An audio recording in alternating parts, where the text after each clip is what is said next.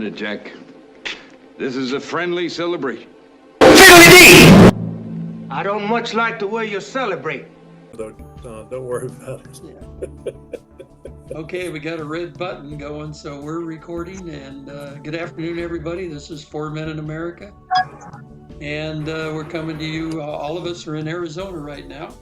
I have Jeff Hooch and Paul Fitch with me. Ken Bennett is not here with us today. So I'd like to kind of talk about tariffs. And I'm hoping, Jeff, you can maybe fill in the audience a little bit about McKinley and his administration and tariffs. If you have some of that history, I didn't get a chance to look it up. I was going to, but and then I wanted to start out talking about tariffs and put you guys, give you a screenshot of a YouTube thing that I found where Kevin Hassett, who is on Trump's team, is talking with Stuart Varney from Fox Business about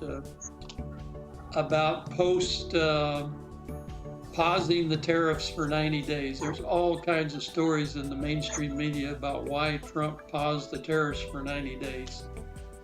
And of course, they go to all the sources except for the ones that really have the story. So if you want to make initial comments about tariffs and what you think, and then I'll play this video. Well, what I think might go on a while, but feel free to kick in. Sure. I just want to remind, so look, I like to call balls and strikes. And so a little bit of history of tariffs in this nation. At the founding, this is the way that we funded the American government. Okay. The thing we need to remember in Article 1, Section 8, first paragraph, the Congress shall have power to lay and collect taxes, duties, imposts, and excises to pay the debts and provide for the common defense and general welfare of the United States. But all duties, imposts, and excises shall be uniform throughout the United States. Okay? Okay.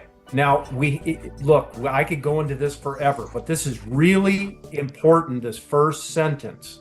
Understand, the Congress shall have power to lay and collect taxes, duties, imposts, and excises. For what purpose? To pay the debts and provide for the common defense and the general welfare. Now, this first sentence created a firestorm in the late 1820s, okay? Because you had, and we don't have to get into all the weeds here, but you had the abominable taxation that happened in 1828. The first real tariffs that were exorbitant came in 1816. You had other tariffs to pay the bills. But in 1816, everybody was on board with the tariffs in 1816 because they wanted to pay for the War of 1812. Now, by 1828, those debts had been paid. And so what happened is the country put on a higher tariff, not just to pay the debts. Right there, it says to lay dues, imposts, to pay the debts, because the debt had been paid. But now it was argued that we want to impose tariffs to protect our businesses within the United States. Okay? So this is the big arguments between South Carolina and then Daniel Webster and Henry Clay. And up to that point, the tariffs were laid to pay the debts of the United States. Then all of a sudden, we wanted to protect the wool manufacturing and other manufacturings in the United States. And the problems we got into early is the South was like, look, you're imposing tariffs on us so we can't buy cheap European goods. You're protecting the wool industry. We're selling you our cotton very cheaply, our raw materials, and then selling it back to us more expensive than we could get from England. And so the initial intent of the Constitution was to pay foreign debts, not to protect the industry in the United States. Okay, so we have this big argument. it says the general welfare. So understand that this has been going on for a long time, that Henry Clay and Daniel Webster and Lincoln bought into this, and the Republicans were for high tariffs to start. So when Republican President Lincoln went in, he was for pro-tariffs. And so we get into the weeds. So fast forward to McKinley. All these things are true, okay? That Republicans were pro-tariff, including McKinley. The new parts coming out now, however, is how much power should a president have to unilaterally impose these tariffs. So back when this was argued in 1816, everybody was on board because they said we got to pay off the debt. And the North was embarrassed because they at first were against the War of 1812. And so they said, okay, we're all need to pay this off because they lost, because they actually were thinking we would lose that fight. So they came on board. By 1828, however, things had changed a little bit. So fast, but it was not the president dictating those terms. It was definitely fought in the House of Representatives and the Senate.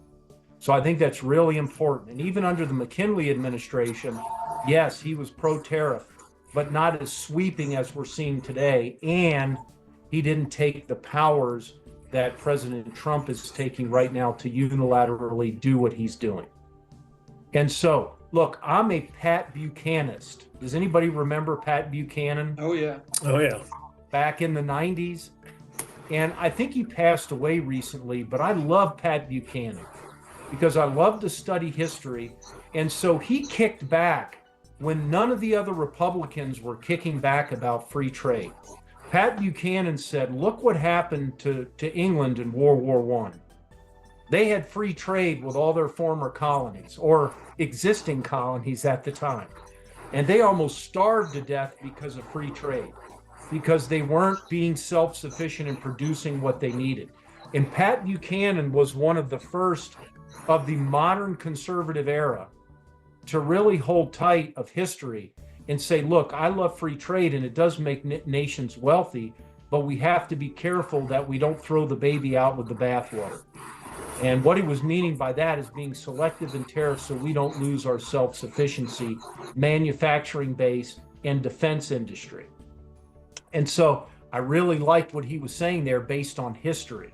Sure, if everybody's friendly and everybody acts fairly, then free trade around is really good. But you can't expect people to act that way, especially nations forever.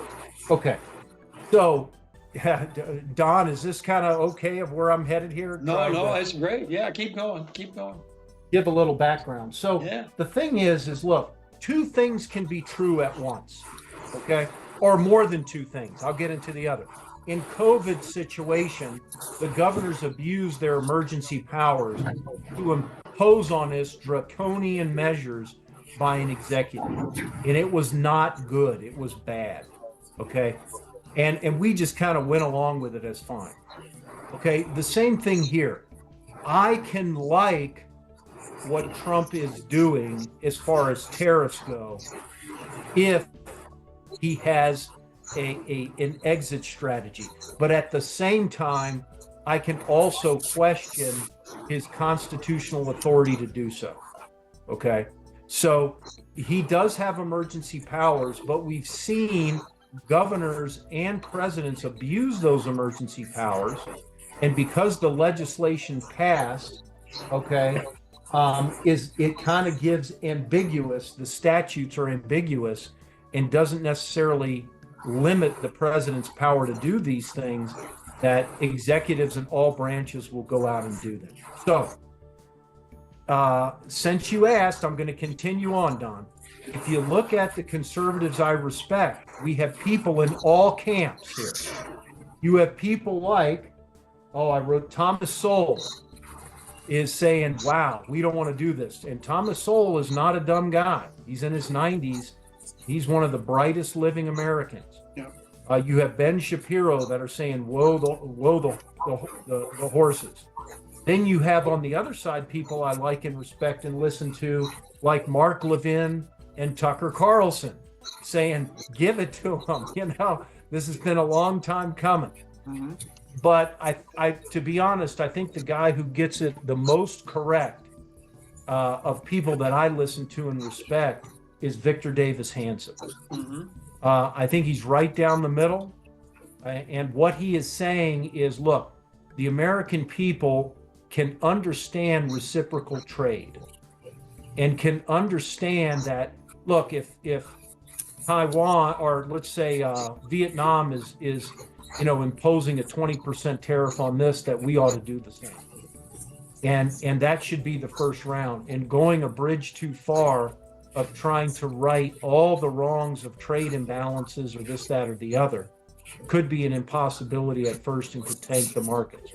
Remember, a parachutist doesn't die because he jumps out of the plane and travels a mile down to hit the earth. It's the velocity of which he goes.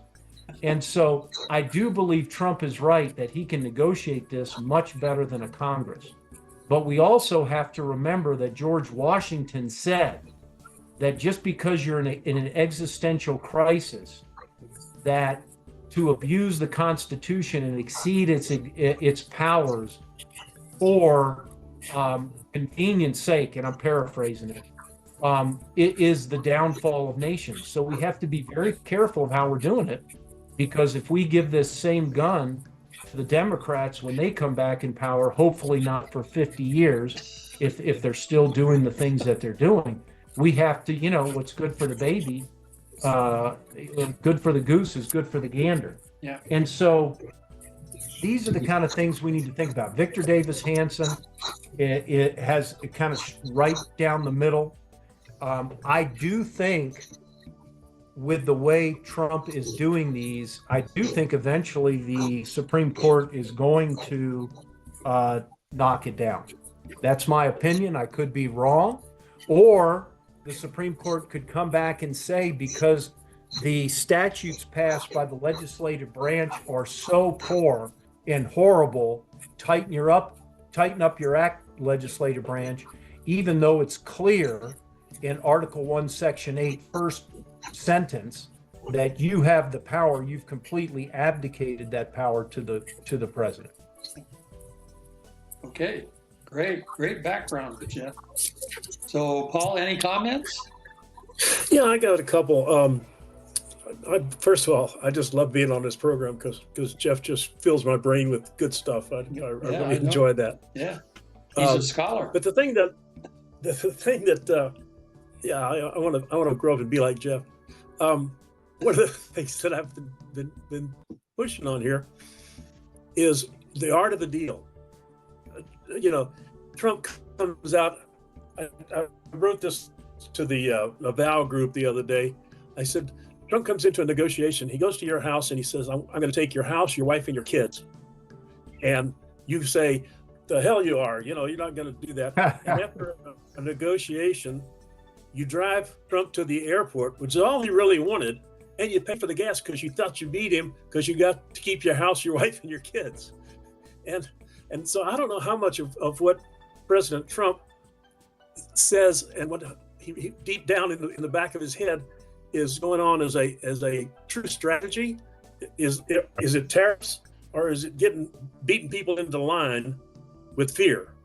I mean, that's what we did with COVID. The government of the United States got us all to wear masks. They made us stop going to church. They did all this kind of stuff with fear. Fear is a big driver. And so when he tells Vietnam and Taiwan and India and all that things, we're going to zap you with the same thing that you zapped us with, and we're going to make sure that we get at least our fair share out of this, that makes them think, because right off the bat, they need us more than we need them. And that's why we've been able to get away with this billion and $1 trillion trade deficits, is because we can afford it. It's like I can shop at Safeway for the same stuff I can shop at Walmart's for, but it costs less if I go to Walmart.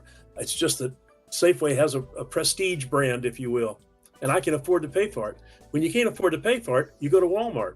And this is what I think that's how I see what he's doing here is he's laying out all the terrible things that could happen if you don't get in line and work with us on this.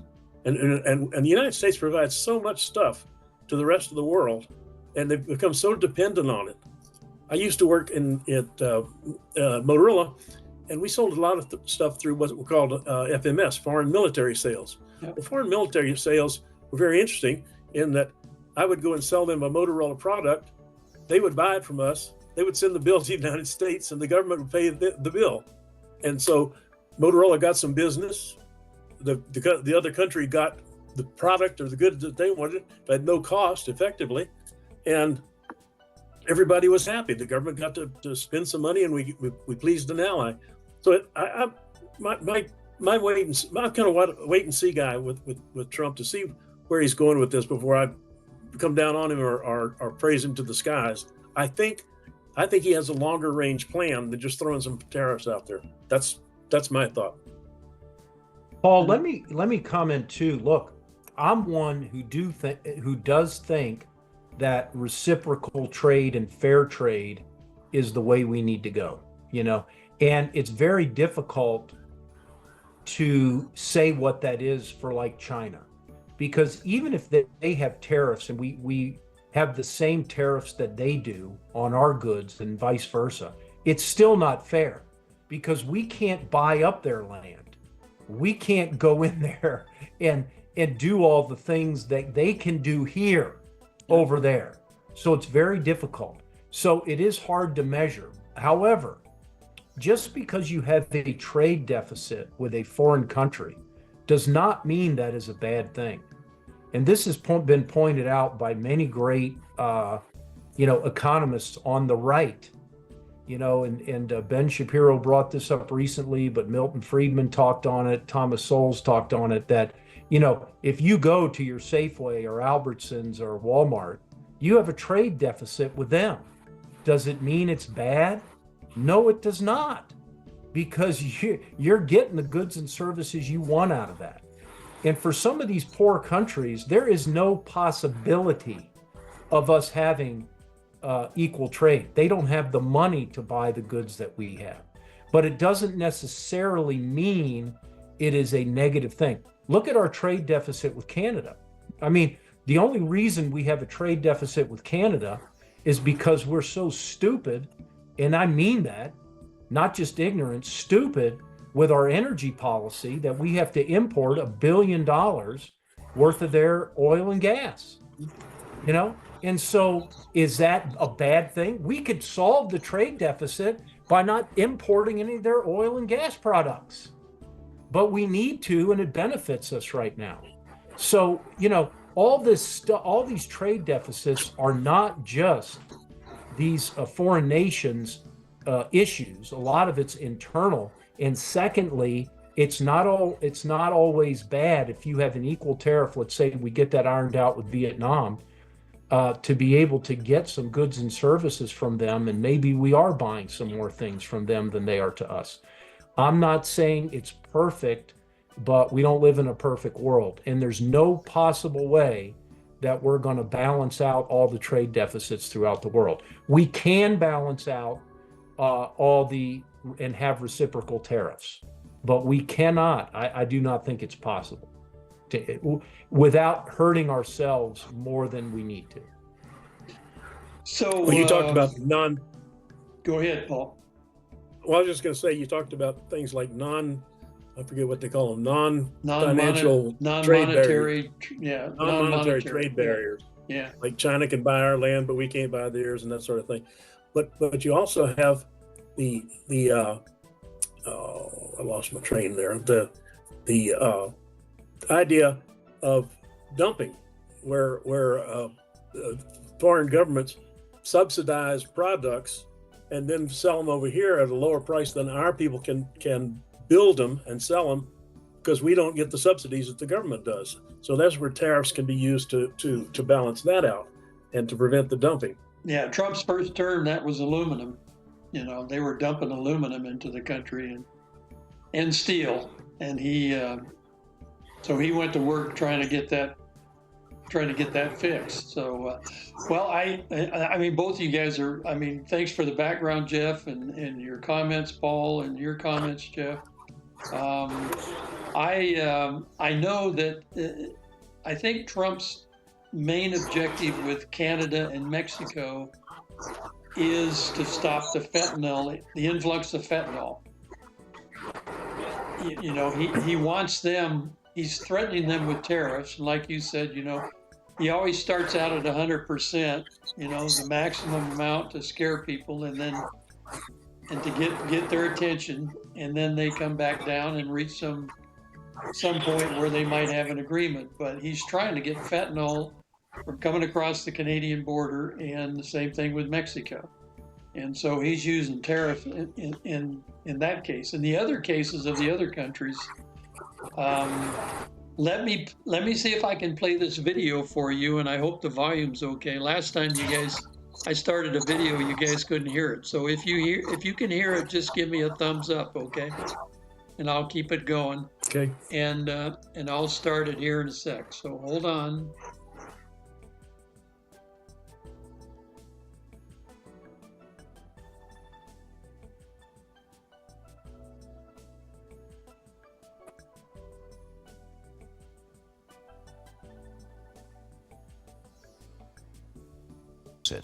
Kevin, how many countries are making trade offers now, and how close are they to the finish line, to actually doing the deal?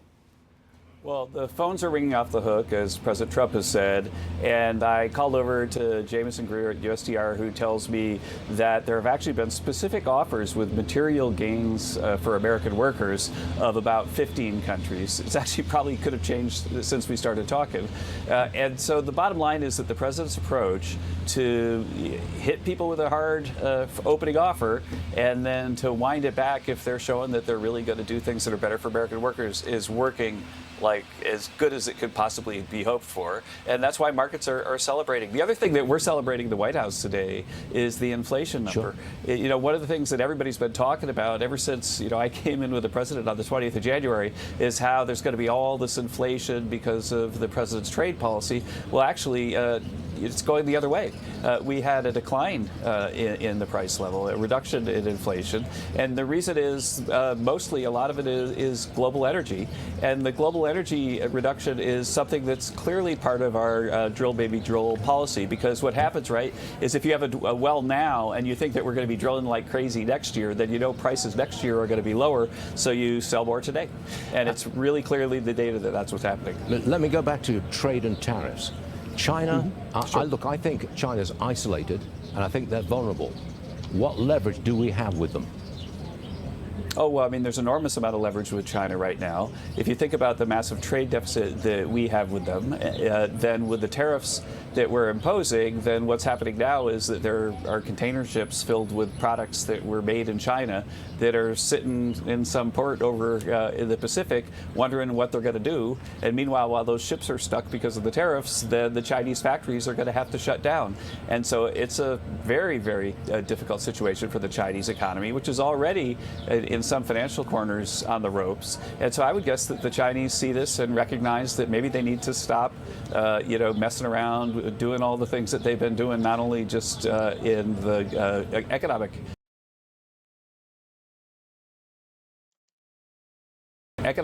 sphere, but in other spheres as well, and come to the table and start to be a good actor again. Have they come to the table? Are we speaking with them at all yet? I have not heard of a specific conversation, and I know that the president has a good relationship with President Xi, and my guess is that, but I don't have information from the White House on this, but my guess is that at some point the two of them will talk because the pressure on China right now is extreme. There's a lot of speculation about the process which the president went through to get to this pause in tariffs. His critics say, look, he was panicked into doing this because of the bond market. You want to respond to that? Absolutely, he wasn't panicked. The process is that the president's top trade advisors, that's Lutnick and J.D. Vance and Scott Bassett and Peter Navarro and myself, that we worked for weeks every day coming up with options for the president about how he was going to, land this plane on getting tariffs to reward American workers and stop the bad acting of foreign countries. And we had many options available to him at all all time. And when we started to see all the deals coming in, then we were starting to have conversations about, well, now that we've got the deals, how should we go to the next phase? Which deals should we announce first, or so on. And then I think right at the very end of the decision yesterday, around 1 o'clock, the president, who was being advised at the time by two of the best financial geniuses on earth, Howard Lutnick and Scott Bessent, said, let's just go to the next step now, because it'll make everybody understand that we've been really, really truthful all along about our objective of having negotiations that are better for American workers. And so let's just make it absolutely 100% clear that that's our intent. If people are unsure about that, that's wrong, and it's a good time to clarify that. Let me change the subject. The president just posted on Truth Social, and I'm quoting, "Great news. The big, beautiful bill is coming along really well. Republicans are working together nicely. Biggest tax cuts in USA history. Getting close." Okay. Kevin, it does at this point still look like there's a delay in getting these tax cuts through Congress. They couldn't hold a vote last night because the Republicans couldn't unify behind it.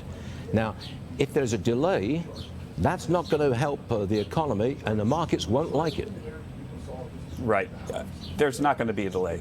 The bottom line is that they're squabbling over rules, and I know they're very, very important to the members, but in the end, everybody understands that we have a unique historic opportunity to pass this big, beautiful bill, which will put America, along with the trade policy, on the path for a golden age. And so I know that there are genuine feelings in the House that they wish the Senate bill did more, but that's normal politics, and I'm highly confident that the Speaker is going to be able to land this plane and get the bill across the finish line. There could be a vote again at 10:15 Eastern this morning. We'll Correct. see. Kevin Hassett, thank you very much for being with us this Thanks, morning. If anybody can do this, it is Trump. Okay, to do it all in one big dump. But there are risks. Look, it's kind of like when Lee went up into Maryland for the first time in September of 1862 and decided to split his force and send one of his divisions over to get Harper's Ferry.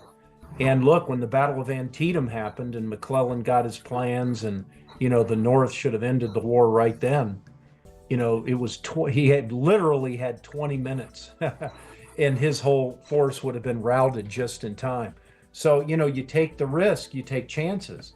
The chances are that other countries could try to form an alliance with China and say, okay, America's the bad guy. Let's work with you more. There's just a lot of risk in doing this. But if I had anybody I'd pick to try to make it happen successfully, it would be Trump. Yeah. And so I think the 90-day delay is a good idea, so he can try to buoy this up. But I also think, especially with China, because of the unfairness that has happened specifically with that nation and the threat that they're posing and the saber rattling they're doing, that somehow that's got to be reined in. So my vote would be, let's handle the China thing first. Let's put our laser beam and focus on them.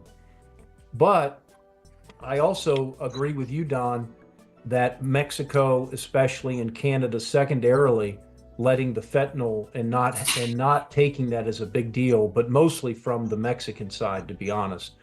We lost 58,000, 60 in the Vietnam War, killed. Yep. And what is it? We're losing 100,000 from fentanyl.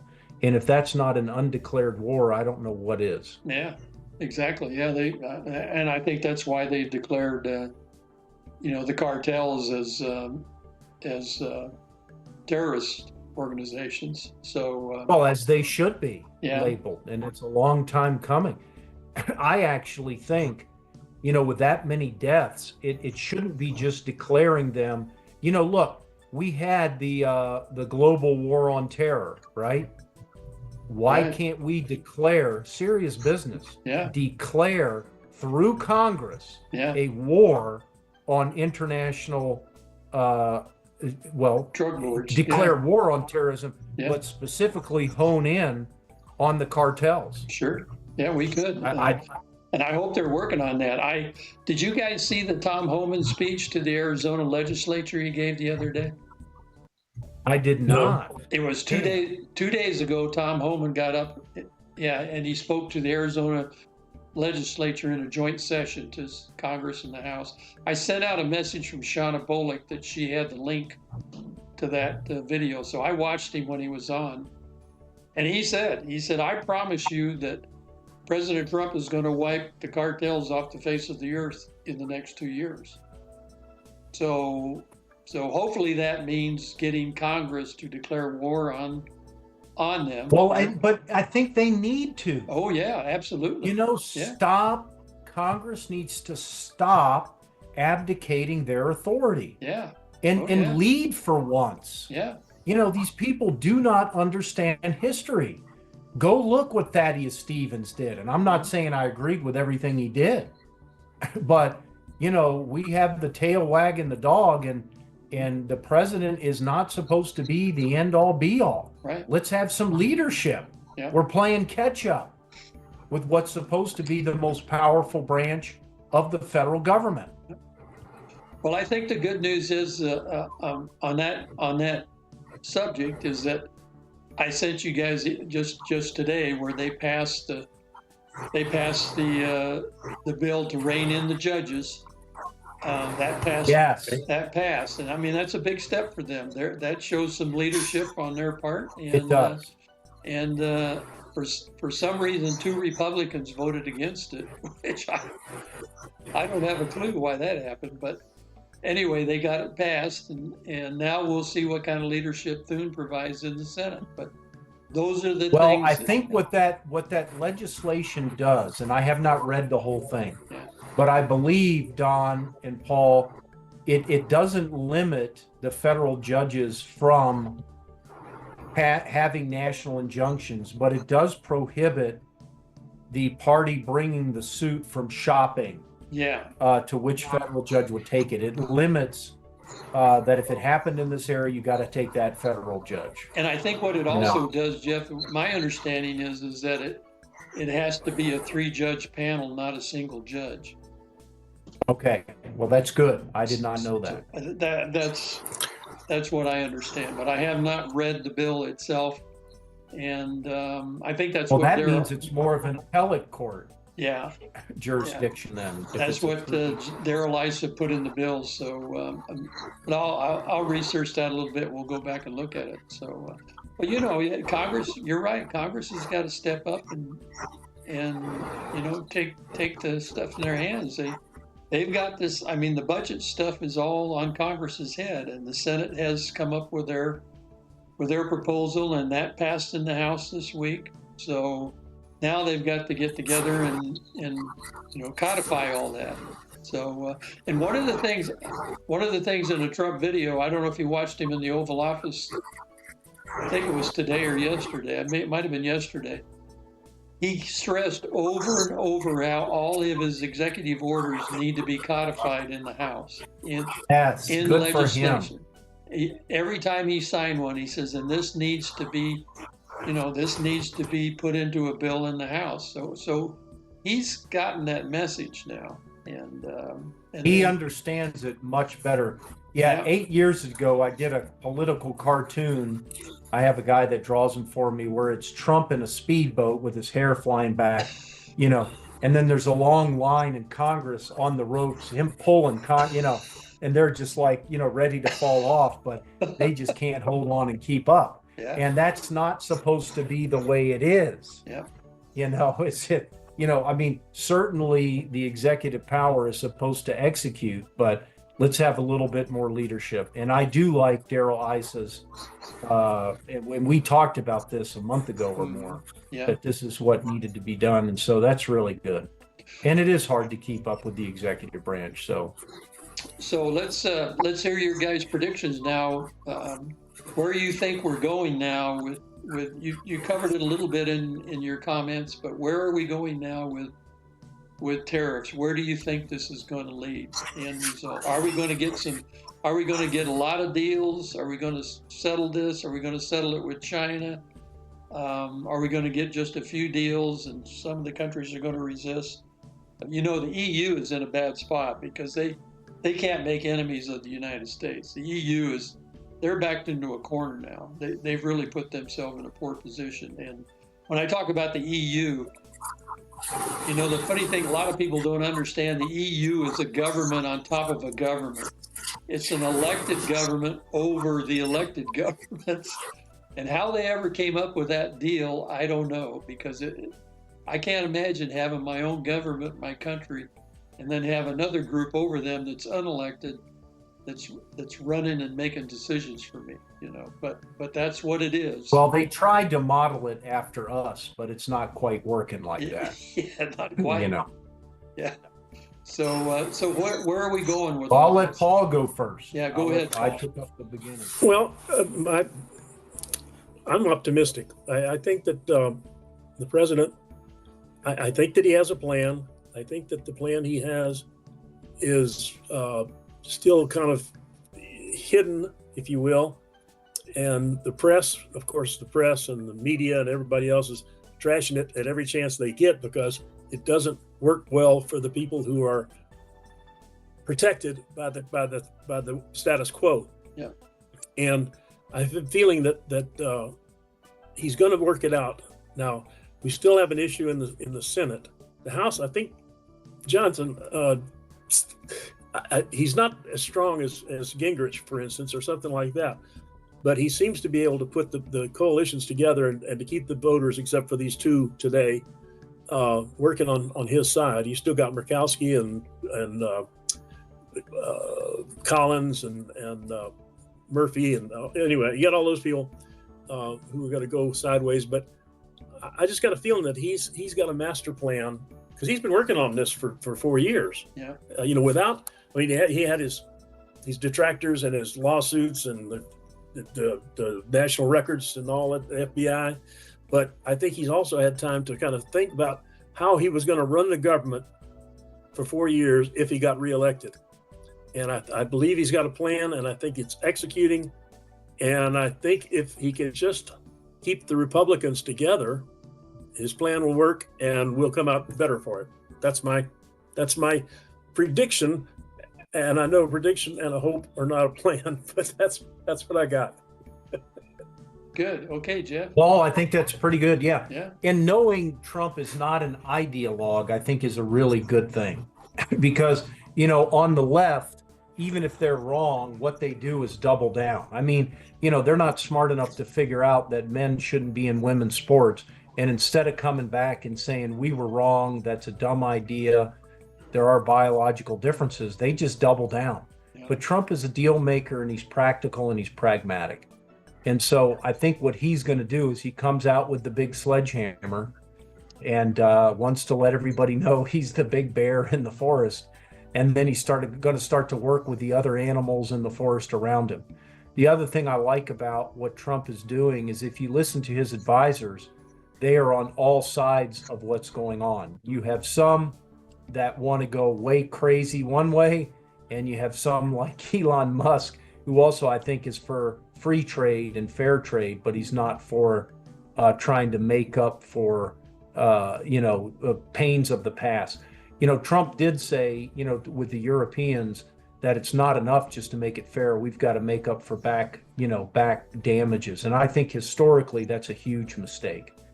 Anytime when you try to do that, reparations or this, that, or the other, you're just going to create bitterness and resentment. So you have it going forward, and you try to get those trading partners in Europe to appreciate what we've done for them and recognize that, hey, we've carried you for a long time, especially in your socialist state, and it's about time that you start carrying more of the load. So I agree with Paul. Because I think Trump is a good negotiator and that he has people around him on both sides of this. And I think he's smart enough to listen. And if he thinks we're starting to go in a bad direction that's going to hurt the country, he's going to be nimble enough to come back and make changes. I am worried about, just so the listeners know, and you guys know this, my allegiance is to no one leader. It is to the Constitution. And I do agree with George Washington, even though I like the fact that Trump is taking the initiative in doing these negotiations and feeling like he can be the best negotiator, which I do think he is. I still think constitutionally the Supreme Court is going to come back and rein him in somewhat, and I think they should, and I think the Congress needs to get involved. And if a president is going to have these powers, they need to make it statutorily more clear, just like the emergency powers of the governors within COVID. Okay, so comments, Paul? Well, I don't always agree with Jeff, but I mostly do. But I appreciate his concerns about the Constitution. That's one of my big things too. I don't know it as well as Jeff does, but I've studied it, and I believe that it's the roots of the tree that we're trying to grow here. And you can't grow the tree without the roots. And if you damage the roots, you damage the tree. And so I want to see the thing done constitutionally correctly. But we also need a strong leader to help the Congress understand what their job is. One of the things that I read a while back about, and Jeff mentioned it, the abdication of Congress to its job. And one of the things they've done is, for instance, they pass let's go with the EPA, the Environmental Protection Act. But then they don't make any laws in there. They just create a council, the EPA, they create a department, and they say, you guys make rules. Yeah. Well, as far as I'm concerned, if you can go to jail in handcuffs for breaking a rule, it's a law. I mean, that's just my kind of definition of the way it works. And so the EPA, the ATF, that kind of thing, they've been making these rules that are effectively laws, but those laws should have been made by Congress. Congress is so busy doing things it shouldn't be doing that it doesn't have time to do the things that it should be doing. That's true. An opinion, but that's how I feel. So I agree with Jeff 100% that it's got to be done constitutionally, but if the Congress doesn't have the courage or the intelligence to do it, then somebody has to push to make it happen, and the legalities can follow in, as far as I'm concerned. Yeah, and you know, so many presidents have taken advantage of the situation, right? That when Congress doesn't step up, there are presidents who take advantage of that situation. Oh yeah. Well, And- I mean, Yeah, I mean, it's been for the last 50 years. Mhm. Yeah. But understand Congress is complicit with this because Sure. they're all too happy to be able to blame somebody else. Yeah. You know, if something goes wrong, and they've learned you put your head up and then you get it taken off. So Well, recently, in the last couple of years, didn't the Supreme Court rule about unelected bureaucrats and their rules? There was some decision. they did. Yeah, some decision they made that reined that in a little bit. They did. Yes, they did. And they put more of the onus back onto the legislative branch, which they should. Sure. Yeah. Which So they they've should do. They've even got another reason to take ownership of it because the courts ruled in their favor. So they've got to clarify these things. Now I know the other day Trump signed an executive order that says that he's ordered all of his cabinet members to go through their rules and regulations and eliminate any that are outdated or that violate the Constitution, et cetera, et cetera. So he's working in that area too to get, to diminish some of those unelected bureaucrat things that were created. I mean, Goodness. a lot of those guys were literally, they were making up law. I mean, Yes, and like well, you said, Paul, look. it became almost like law because they, Well, it has become law because Yeah. you can be prosecuted for it. sure. I mean, look, did the when the law was passed, EPA and the law was passed about the regulatory Yeah, it washes was in the just a United clean- States? Originally, it was just a Clean Water Act with Nixon, right? Yeah, and it's just been abused. Oh, yeah. And and the ranchers have paid for it, the developers have paid for it. It's become more expensive. People wonder why you can't have a cheap house. Well, get out of the way, government. It's just moronic. Yeah. And you deal with these people that have these bureaucratic jobs, and they're all puffed up having this power, Yeah. and think that they're saving the planet, but they're doing nothing except for pulling against the American people. Yeah. It's and I've dealt with it for 3 decades. I remember before we left Arizona, the town of Cerrito was considering putting in a law that all the houses built had to have sprinkler systems, right? Right. And that had to just tremendously increase the cost. And they did that in California, and then they found out that if they don't have water, it doesn't do you much good to have a sprinkler system, right? So that ought to be the first priority: get some water down there. Yeah. So anything else you guys want to cover on tariffs, or we pretty much covered the subject? Well, look, I mean, there's Don, actually a lot, because at the beginning on the prologue there, we could go very deep, because the tariff issue I mean, the slavery issue was number one in people looking at the founders during the Constitutional Convention said, hey, James Madison, I perceive slavery is going to be a bigger issue than the small and large states. Mm-hmm. That could be a big problem. Right. But it really was with tariffs starting in 1828 became the largest issue about, are we going to protect these people at the expense of these people down here? Yeah. And look, Daniel Webster, behind closed doors, I mean, people don't know this, but he said, look, if we can pass this tariff, we're going to screw those Southerners for 50 years.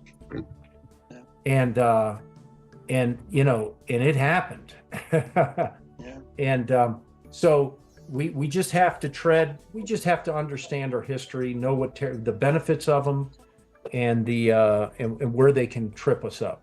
Are we in a position now as the country? Are there? I was talking to Patty the other day about tomatoes, right? How Arizona protects the Mexican tomatoes, right? And you cannot bring a Florida tomato into Arizona. We wanted to ship. I didn't know that. We wanted to ship oranges to some friends here in Arizona, and you can't ship oranges to Arizona. Florida can. So who put those things in place? Is that the legislatures of the states, or is that? It's got to be. Yeah. That's got to be the state legislature. Or is that? Look, California has the same thing, because when you drive from Arizona to California, they check. They don't want certain produce. Yeah. They're like, what are you bringing in? But they're most interested in bugs and disease, right? That they're afraid you're going to bring something in that's going to infect their crops. That's their excuse. But they want to know that. That's probably true. But they do ask what produce you're bringing in. Absolutely, yeah. If you brought in a bushel of apples, they probably keep them there at the station, right? So it'd be interesting to talk about that too. How that came about and what laws there are, who created those laws. Was it unelected bureaucrats, or was it the state legislatures? That's worth looking into. My guess is the legislatures. Yeah, I think so too. So anything else going on in Arizona that you guys want to mention before we sign off here? Getting hotter. Yeah, I know. Yeah, I just went out to get my mail. I just want to tell the audience that I got to see Jeff the other night at his Heirs of the Republic meeting. It was great to see him and talk with him, and great to have you. Yeah, and I was walking out, I ran into Paul. He was just coming into the meeting, so that's good, and we'll get some. We'll put together some stuff for the group, and let's wish Ken a quick recovery on his hip. It must be painful, I'm sure. And I told him, I said, I was just diagnosed before I left Florida that I have osteoarthritis in my right hip. And so Great to hear that. haven't even got not even a thought about getting surgery. So I'm just gonna do exercises and pills and maybe. Wow. Maybe I sure am pills. glad I'm not as old as you guys. I know, maybe pills first, right? So anyway, good to see you guys. Thanks for coming on today. Don, thanks for everything. Yeah, and we will see you everybody next week. Don't forget to like and subscribe. And I'm going to sign off for tonight. This is 4 Minute America. Good night, America. And thanks again, guys. All right. Take care.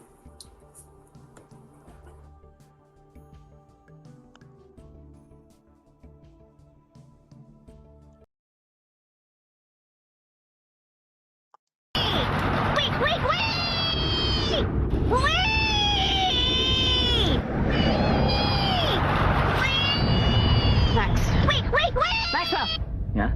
you're home. Oh, cool. Thanks, Mrs. A.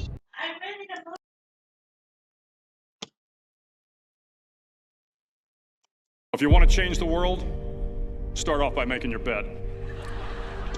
If you make your bed every morning, you will have accomplished the first task of the day. It will give you a small sense of pride, and it will encourage you to do another task, and another, and another. And by the end of the day, that one task completed will have turned into many tasks completed. Making your bed will also reinforce the fact that the little things in life matter. If you can't do the little things right, you'll never be able to do the big things right. And if by chance you have a miserable day, you will come home to a bed that is made, that you made. And a made bed gives you encouragement that tomorrow will be better.